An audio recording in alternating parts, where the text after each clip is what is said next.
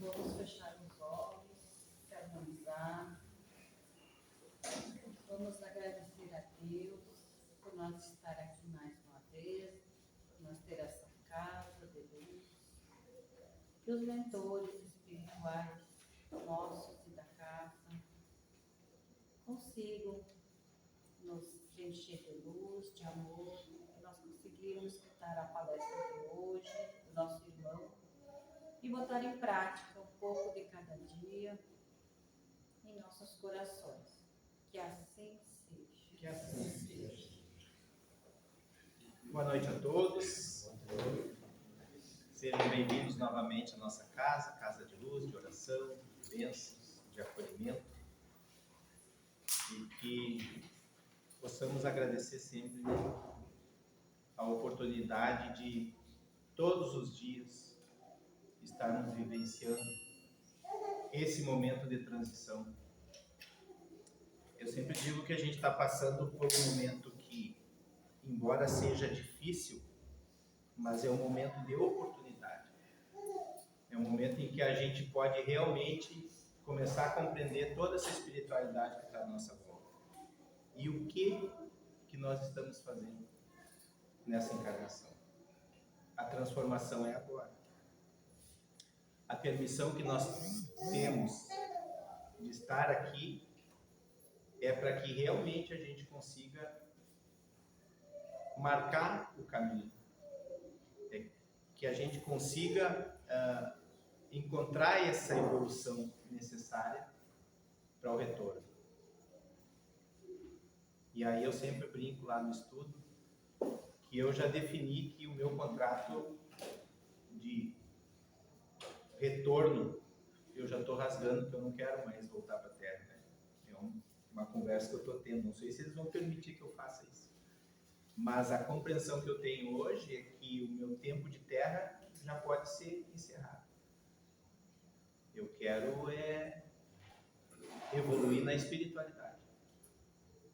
Então é para isso que a gente fala sempre, né? De não manter esse vínculo terreno, esse vínculo de materiais, né? De conquistas terrenas, né? Eu quero isso, eu quero aquilo. É o momento de a gente ter a conquista interna, a conquista espiritual, a conquista da sabedoria, da consciência. É para isso que a gente, pelo menos, tenta essa evolução. Eu vou falar hoje a respeito do livro que fala sobre a linguagem do coração, Educação dos Sentimentos e Cultura de Paz, de Vinícius Lima Lousada. É um livro bem interessante, que ele é um livro filosófico, como é a doutrina, e cai sempre nas questões espirituais. Então, é a vida terrena filosófica que a gente tem, mas juntando com a espiritualidade. E o tema que eu escolhi hoje é observação, sentimento, necessidade e pedido.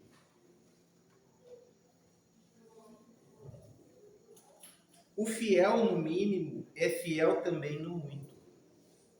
O injusto, no mínimo, é injusto também no muito. Ou seja, se somos fiéis a Deus, se seguimos a doutrina e aceitamos Jesus como realmente o nosso comandante, nós temos que ser fiel ao máximo, né? Porque se nós não queremos isso para nós, seremos também injustos ao máximo. Então essa compreensão que a gente tem sobre qual caminho a seguir, tem que ser o máximo que a gente pode dar. É difícil porque a gente, muito do tempo, a gente se perde nessa entrega. A gente vai dividindo a entrega com as questões do diário, né? As questões do que nos acontece na sequência da nossa andança, né? Então, ou buscamos realmente a entrega, ou a gente faz de conta. O propósito é produzir conexão entre as pessoas de modo a valorizar a vida. O diálogo, o encontro com o outro como oportunidade de exercício e compaixão e crescimento espiritual. Compreendemos que a sua dinâmica é simples, mas é importante destacar que a compreendemos não como mais uma técnica, mas como um outro olhar sobre as relações humanas, contribuindo com a necessidade evolutiva de todos.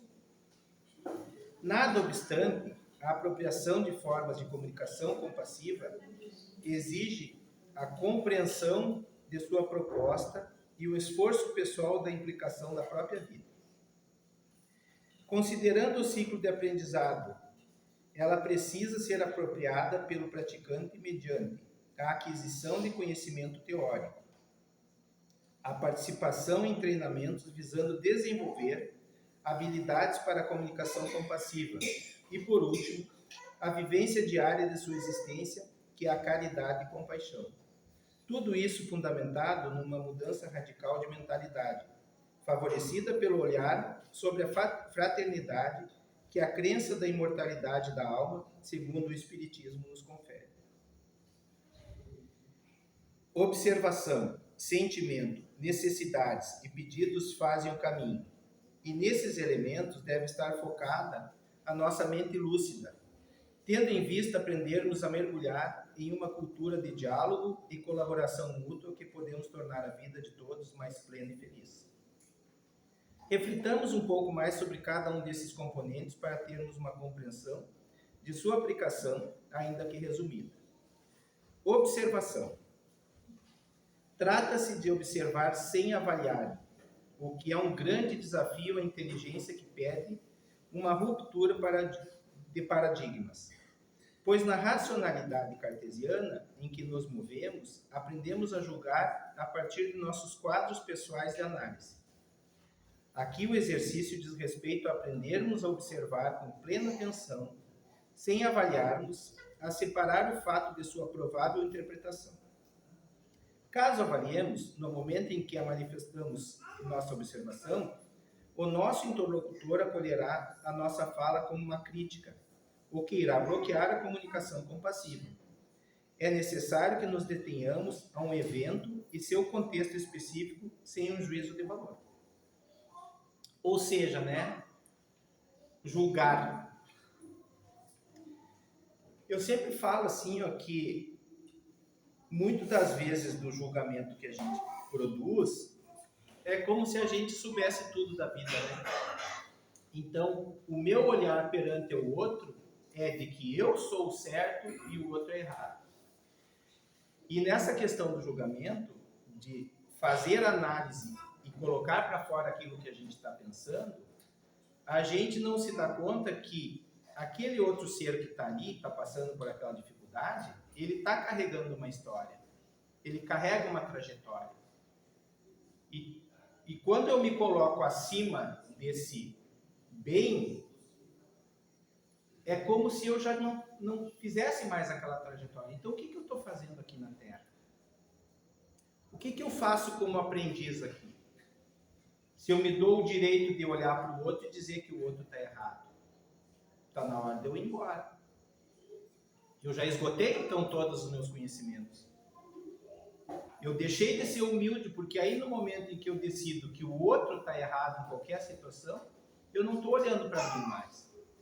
Eu tenho uma situação que eu sempre falo, que toda vez que eu for falar sobre qualquer assunto, eu tenho que olhar se dentro do meu lar, se dentro dos meus conhecidos, aquilo não se processa. Porque geralmente a gente tem uma pessoa bem próxima que está passando pela mesma dificuldade que o outro aquele que eu estou julgando. Mas só que o mais próximo de mim não é de quem nós estamos falando, E será que eu estou apto, dentro dessa minha condução de pensamento, a realmente estender a mão, a olhar para mim e saber que eu tenho essa capacidade naquele momento de fazer essa caridade e me abrir para isso? Ou a minha vida está tão importante, as coisas que eu estou fazendo é muito mais importante do que eu parar naquele momento? A gente faz isso? Essa é a nossa necessidade. Por isso que eu comento sempre, que qual grau espiritual que eu me encontro hoje? Quantas falhas eu ainda tenho para resolver dentro de mim? Porque aqui eu estou falando só na unidade, né? De quem nós somos. E aí e aqui nessa questão da observação, fala muito claramente na pessoa mais próxima, né? E aí quando a pessoa mais próxima chega para ti e diz assim, hoje eu vou sair, vou voltar à meia-noite. Tu vai falar alguma coisa ou tu vai deixar quieto? A gente tem a capacidade de deixar quieto? Porque é outro indivíduo que está falando, né? É a outra pessoa que decidiu que vai fazer aquilo. Mas se está comigo, vai ter que me dizer por quê.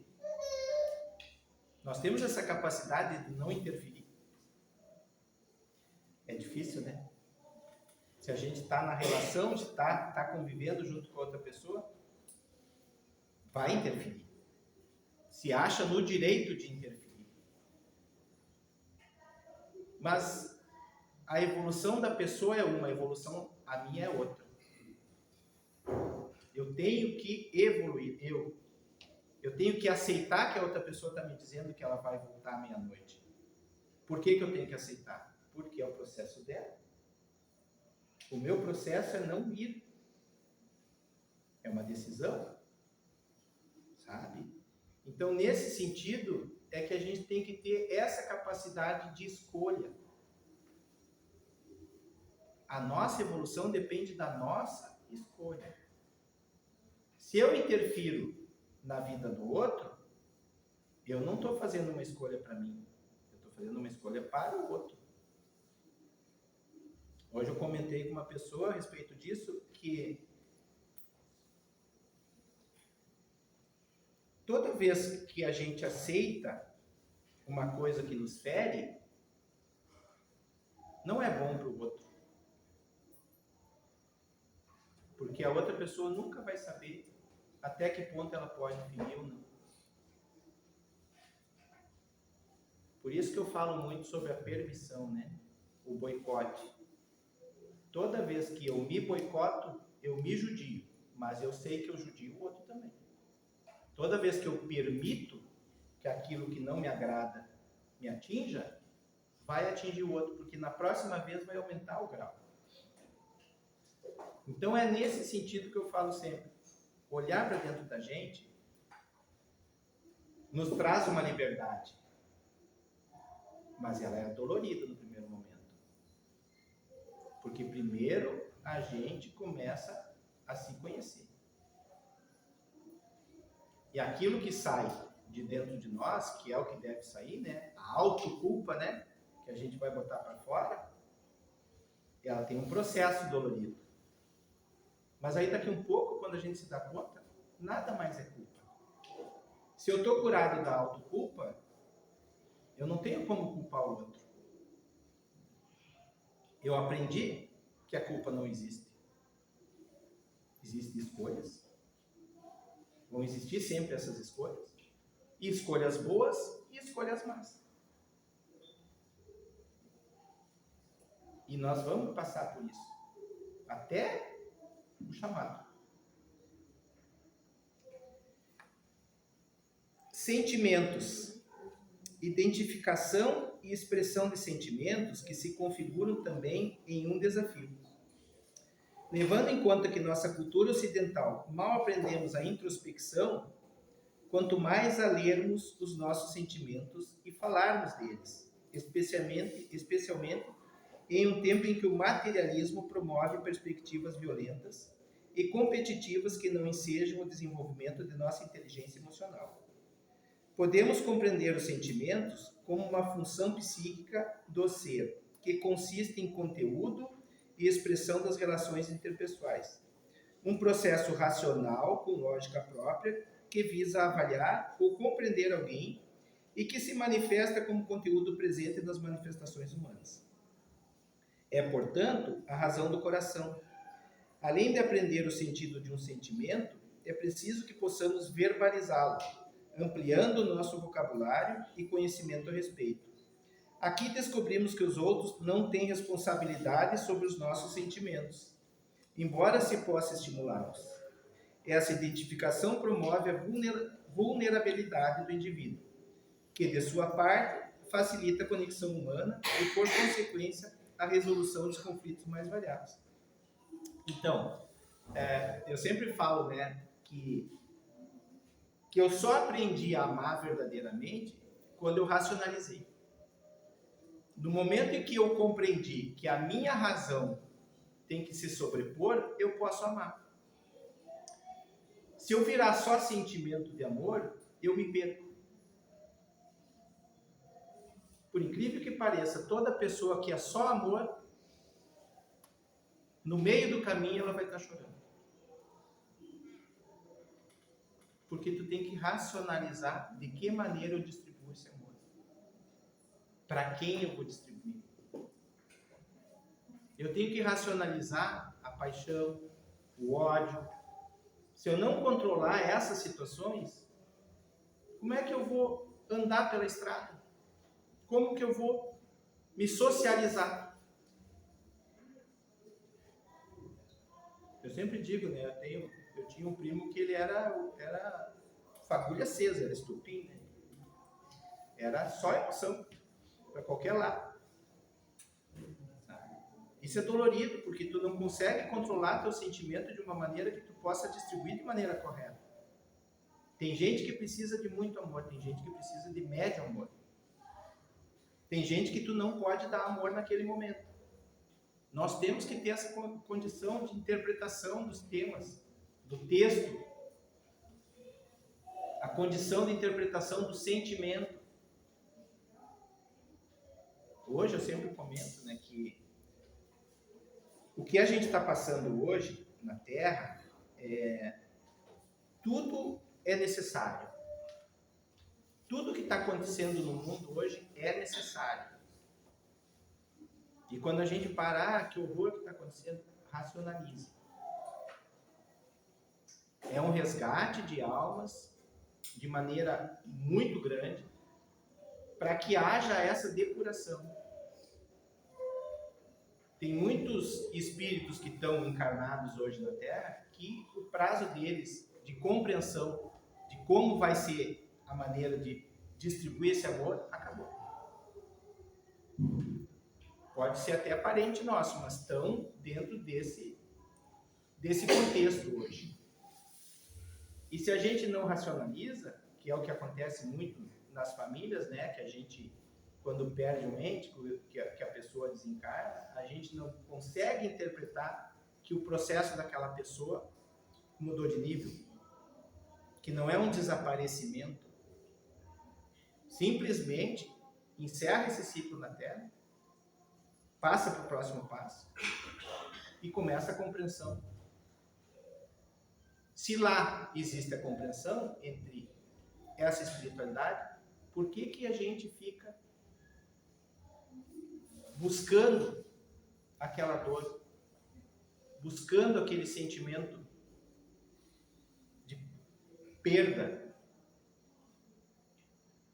É lógico que a gente vai passar o processo do luto, é lógico, é necessário para que haja essa compreensão. Só que esse processo é de acolhimento. Nós precisamos acolher e ser acolhido. A partir disso, vamos de novo, porque o nosso processo não terminou. Então, assim, o sentimento racionalizado, ele faz com que a gente tenha condição de ajudar qualquer pessoa que chegue até nós. Condição de ser afetuoso, condição de ser amoroso, de escutar. E nesse mesmo processo, o falar sobre esse sentimento, o dizer o que está se passando, não quer dizer que a outra pessoa vai compreender. Porque nós estamos em níveis diferentes. Mas é o processo para que a pessoa comece a compreender. são necessários para nós, mas é necessário também para o outro que está junto. E aí eu falo geralmente, né, dos casais, dos filhos, dos amigos, principalmente, que é com quem tem mais abertura, né? Quando as pessoas são amigas, tu pode chegar e dizer o que está acontecendo, sem medo. Agora, no casamento, geralmente a gente fala as coisas, mas não fala 100%, porque a compreensão nem sempre é da maneira como a pessoa pensa. O pensar de cada um não é o que a gente verbaliza, né? Geralmente, o que a gente fala, a condução do pensamento não diz tudo aquilo que está no pensamento. Seria bom se a gente conseguisse só transmitir o pensamento para outra pessoa, que aí a outra pessoa ia compreender 100%. Mas muitas das vezes tu quer colocar em palavras alguma coisa e aquela palavra não é daquele jeito, não entra correto.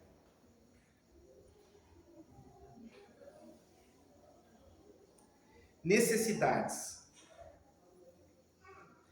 Agora, temos de reconhecer a necessidade vinculada ao sentimento, que fora revelado acima. Maslow definiu a necessidade humana em sua conhecida pirâmide como fisiológica, de segurança, social, de estima e de autorrealização. Entende que os sentimentos que estão na base da conexão humana e dos conflitos estão conectados com as nossas necessidades, das básicas a outras mais profundas, ligadas à realização do ser integral.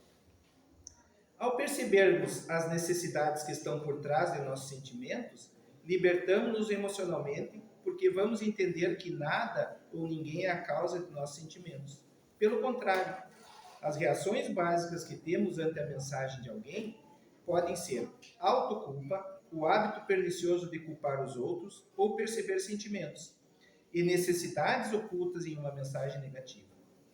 Um aprendizado importante aqui é que quando mais diretamente nos conectarmos aos sentimentos cultivados com as nossas necessidades, mais fácil será conduzir-nos pela via de uma comunicação compassiva, ou seja, de um falar e outro ouvir norteado pela caridade. Aqui fala, eu tinha comentado aqui, mas é bem...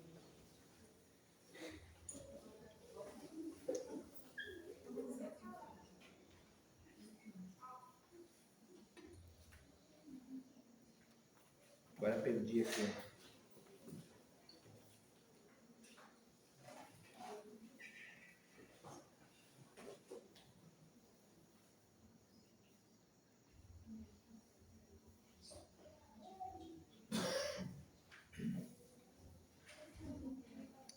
Aqui fala, eu não estou achando, mas é aquela questão de a gente não passar para o outro a necessidade, né? Se aquele sentimento é nosso, por que eu vou delegar ao outro? E aí eu falo muito sobre isso, né? Quando eu me dei conta que todo o meu processo de vida não tinha a ver com as outras pessoas, e foi há pouco tempo, gente, não foi há muito tempo. 2 anos atrás, mais ou menos. Um dia eu olhei para trás e vi quem eu era nessa caminhada. E aí eu me dei conta que não tinha a ver com os outros tudo que me aconteceu. Que toda a minha trajetória tinha sido feita por mim. Ah, porque o meu patrão me demitiu e eu era um bom empregado, mas em algum momento eu abri espaço para acontecer aquele tipo de coisa. Então, quando eu me dei conta disso, que todo o meu processo era meu, que eu não podia culpar ninguém, pai, mãe, irmão, tio, a coisa limpou na minha vida, assim. Porque aí só sobrou eu, né? Ah, mas eu queria ser jogador de futebol, mas não fui porque o meu treinador não gostava de mim. Não, eu era ruim mesmo, sabe? Então, nesse processo, eu fiz a autocura. Eu fiz essa limpeza. E a partir daí eu comecei a enxergar a vida de uma outra maneira. Tipo, não, parei um pouquinho. Se é comigo o negócio, eu vou ter que caminhar direito. Uma vez, muito tempo atrás, um guia espiritual me disse, né, que eu fui falar com ele e falei a respeito da, tipo, mas minha vida tá assim, tá assado, né? Ele disse assim, meu filho, a estrada é assim, e tu anda assim. Quando tu cruza por cima da tua estrada, é só sol. Mas aí, tu sai da estrada de novo. É só chuva. Então é isso, gente.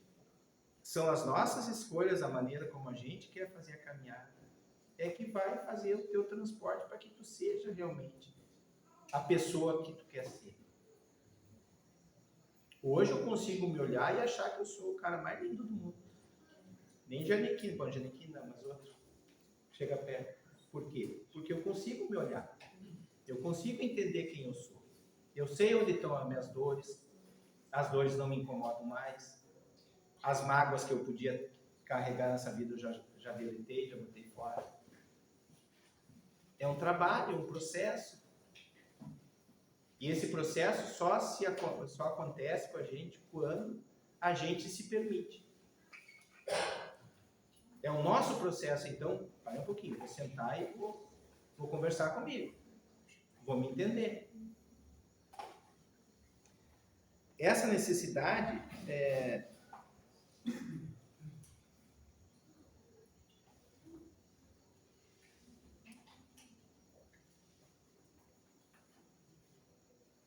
aqui fala também sobre os sentimentos cultivados com as nossas necessidades é mais fácil de conduzir. Então é isso. A racionalidade nos faz entender esse pensamento. A racionalidade é que vai fazer com que a gente saiba que sentimento a gente carrega. Qual é o sentimento verdadeiro que eu tenho? E quanto de máscara eu ainda tenho? Porque a gente, na sociedade, precisa, né? Não é a mesma pessoa de dentro de casa. A gente precisa monitorar. Só que eu preciso transformar isso que eu sou dentro de casa nessa sociedade que eu vivo. Eu preciso racionalizar de maneira que eu possa andar na sociedade sendo eu mesmo. Eu não posso chegar aqui no centro e fazer de conta que eu sou o que eu sou. Eu tenho que ser isso dentro da minha casa, aqui, na praça, aonde eu andar. Ah, mas não vão te entender. Não é um problema meu esse. Esse é um problema dos outros. Mas eu tenho que ser verdadeiro comigo. E a última parte do nosso tema é sobre o pedido. Por fim, o quarto componente trata da questão de pedirmos uns aos outros o que precisamos para enriquecer as nossas vidas. Esse componente demanda objetividade, honestidade e o hábito de pedir ao invés de exigir. São habilidades necessárias aqui, como também devemos aprender a fazer uso de uma linguagem de ação positiva, referindo-se com clareza ao que necessita e não ao contrário, sem desejo de dominação do outro, manipulação da sua vontade.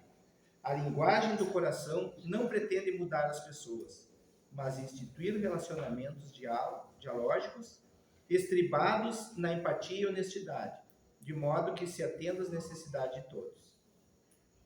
Esse breve resumo permite perceber o fluxo da linguagem do coração e, por sua vez, atenta a uma preocupação do educador, uma das inspirações de Rosenberg, quando destacava a necessidade que fosse desenvolvida uma pedagogia da comunicação que nos auxiliasse a vencer o desamor e o antidiálogo ainda presentes no mundo. Penso que a linguagem do coração converge fortemente com as proposições do Evangelho segundo o Espiritismo, quanto à mansuetude que nos cabe promover em nossos diálogos, a fim de dirimirmos dúvidas e distâncias, fortalecermos os laços de união da grande família humana, a começar pelas pessoas mais próximas a que nos vinculamos.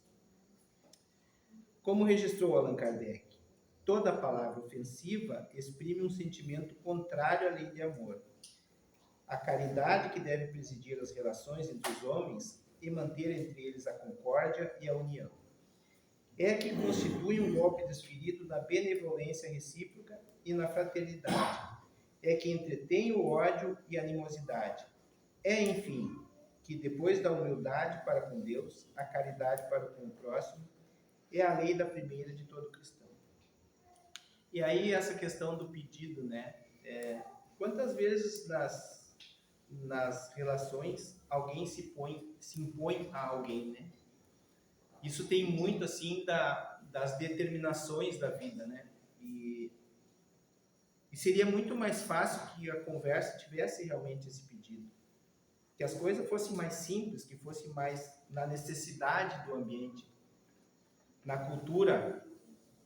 E aí eu falo de relações, não estou falando só a relação geral que a gente tem, né? Nas empresas, no trabalho de cada um, né? Nos colégios, com os filhos, com os pais, com os irmãos. Se a gente tivesse essa capacidade de pedir, muitas das vezes, seria uma maneira de vencer todos esses obstáculos que a gente tem. E falando em pedido, né, eu trabalho muito com a questão de conversar com meus guias. E aí, a maioria das vezes eu agradeço, mas tem as horas do dia que eu sento para pedir. E o pedir é a conexão que nos falta muitas das vezes no nosso dia, para que esse guia espiritual, esse anjo da guarda, chegue até nós. Porque ele está ali, ao nosso lado. Ele está ali vivendo perto da gente. E a gente não dá abertura. O dia está corrido, né? Muita coisa para fazer, conta para pagar. O tempo é pequeno. Mas se a gente não parar em um momento e conversar com esse guia espiritual, que é essa conversa mesmo que a gente tem. Eu sempre falo que o horário do chimarrão tem que ser sagrado para quem toma chimarrão. Ou então o horário do café. Em algum momento do dia, a gente tem que sagrar um tempo para haver a conexão, para haver a concórdia, para que a gente possa realmente entrar em sintonia com as pessoas que estão ao nosso lado. E o chimarrão faz muito isso, porque é um momento de lazer, né? É um momento em que o teu dia está encerrando e tu pode parar e conversar com outra pessoa que está ao lado. Desliga a TV, solta o telefone. Saiba o que está acontecendo. Muitas das vezes a pessoa está ali esperando para falar alguma coisa. Tem uma necessidade e não tem a abertura. Que é sobre isso tudo que a gente está falando. Necessidade. Poder falar para o outro. Abrir o coração. Então, se a gente não encontrar esse momento, parar a rotina diária, e aí quando a gente fala, não adianta, toda a conquista que a gente tiver aqui na Terra é só conhecimento, gente. É só conhecimento. A evolução está naquilo que tu absorve. O material vai ficar, não tem como levar. Não tem. Até porque o espírito desprendido não tem nem como fazer um esforço para carregar. E aí acontece geralmente, né, desses espíritos em necessidade que não conseguem se desligar, né, que a gente tem que ajudar aqui. Porque não há compreensão.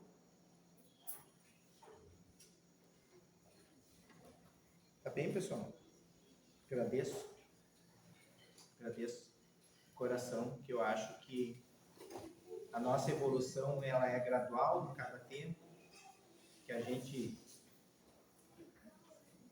que tudo isso que eu falo, eu sempre comento aqui, né? Tudo isso que eu falo, pessoal, é a minha verdade.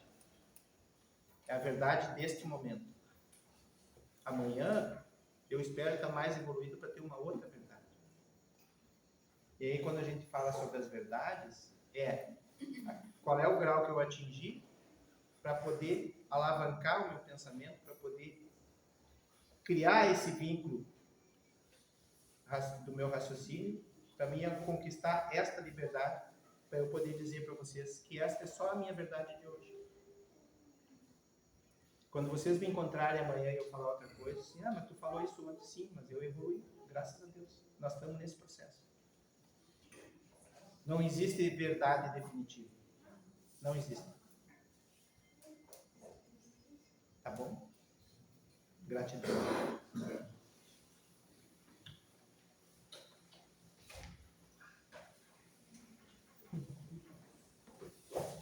Vamos fazer a prece final, agradecer pela palestra do nosso irmão e vamos rezar a prece que o Mestre nos ensinou.